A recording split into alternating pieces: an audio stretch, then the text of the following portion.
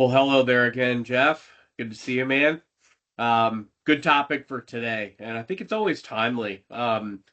Because culture isn't something you build or do once. It's something that you've got to perpetually invest in. And I know both of us work as part of robust remote teams, and so the topic today is how do you consciously, intentionally go out and create a thriving, winning culture with mostly a remote team?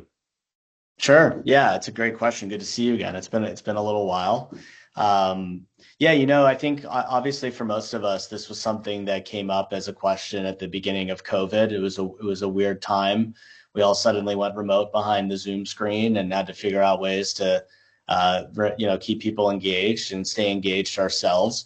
I know for me, when that first happened, that I started to do maybe things I wouldn't normally do, but it was kind of fun. I remember I started a workout class in the mornings, and I called it Kirchfit, as a little bit of a play on CrossFit and my name.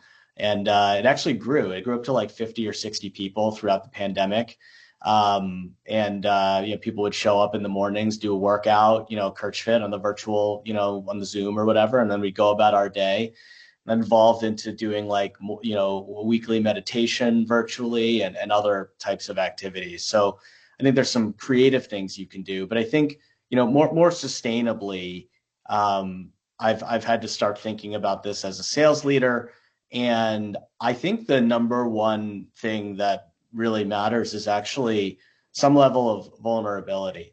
I think that if you can be vulnerable with people, they will feel okay being vulnerable with you and with each other as well. And I think a part of that, part of being vulnerable is also being honest about your own failures.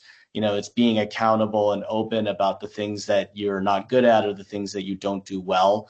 I think people don't really like working with others if they feel that those people think that they're perfect.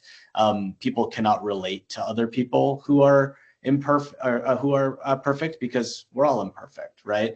And so I think to some degree, this level of honesty, if you can be honest about who you are, that really is what authenticity is truly about. It's acknowledging the good, the bad, and the ugly. And when you can do that with people, I think it actually creates an atmosphere where people are very comfortable around each other. People can kind of make the types of sarcastic jokes to one another that, they know other people will not be offended by, and they feel safe kind of doing that thing at work. I think in my company, I feel very fortunate that that's kind of the environment we have. We had an on-site a couple of weeks ago where everyone in the room, including the CEO, talked about what their personal why is. And for some people, this was quite personal, and in some cases, sad and tragic. And I think when people are willing to share these types of things with their colleagues, it kind of raises the stakes for people. It makes you feel more indebted to others, and that you want to perform well, not only for yourself, but for others, because they have high stakes as well. So I think that, I feel very fortunate that, certainly it takes having good people around you and people that are exciting and fun to be with. But the other part of it, I think, is allowing those people to feel comfortable being honest with each other and open. And I know that sounds touchy feely, but I really do believe that that's the most important thing about creating strong culture in a remote environment.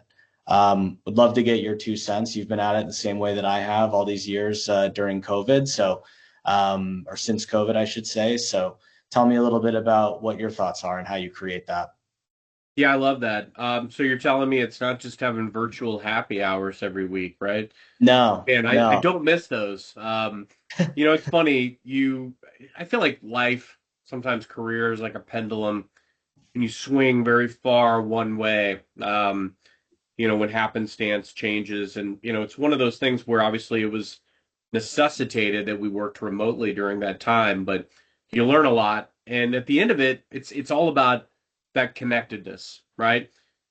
I think the success of a remote team or a predominantly remote team is very similar to the success of a team that's in person. The primary differences is as a leader, you can't inspect in the same ways that the behavior is, where you want it to be. And in fact, you can't micromanage. You got to walk a very thin line. I think the key element is you still have to develop that foundation of trust and transparency. And a Yeah. lot of times that's trusting and empowering that autonomy. I often like to say, like, hey, if you've earned the right to be in the role you're in, you've earned the right by and large to do it and execute the way that you see fit. Now, if you're not performing, if the results aren't there, we're absolutely going to examine the processes and where we're falling short and address that. But by and large, I mean, I have a pretty much fully remote team today, spread out all over the country, and I trust that they're doing what they're supposed to be doing. And there's ways that I can have those checks and balances in place.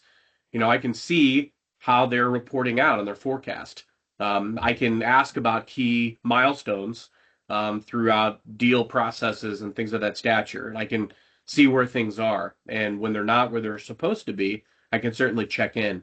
But I think part of it, in addition to kind of the empowering and investing trust in them, it's also making sure that you're modeling the right behaviors.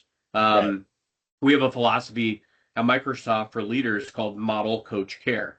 And it's great because, a lot of it, I never ask my team to do anything that either I haven't done or I'm not willing to do right alongside with them. And so I try to, really, when they don't know how to do something, I can't ever take for granted that my team knows how to do something. I can feel free to lead the charge and, ensure that they're right alongside me, watching how that's working.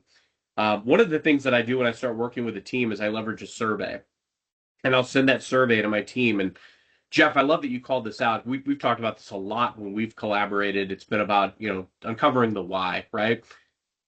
And so this survey is really more about how frequently do they want to connect? What do they want to be discussing, both from a career perspective, but also like day-to-day role.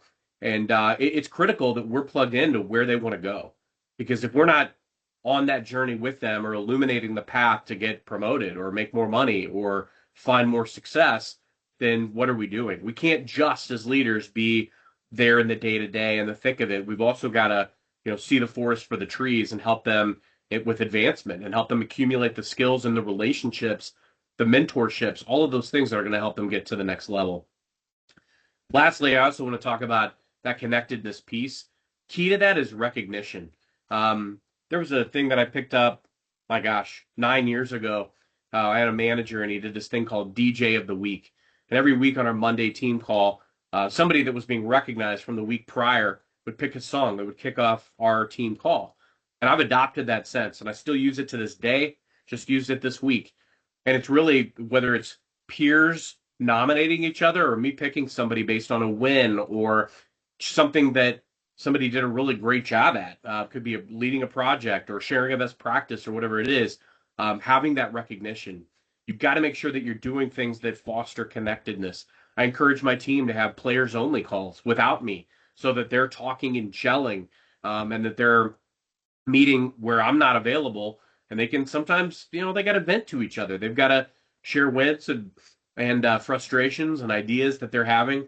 Those types of things are really, really important. So I think as leaders, as long as you can be very transparent and communicative with them, you can help kind of keep the why front and center with them. You can't share everything, but as long as your team feels like they're a part of something, that's the kind of thing that creates culture and ensures that that culture exists and thrives even when they close their laptop for the day.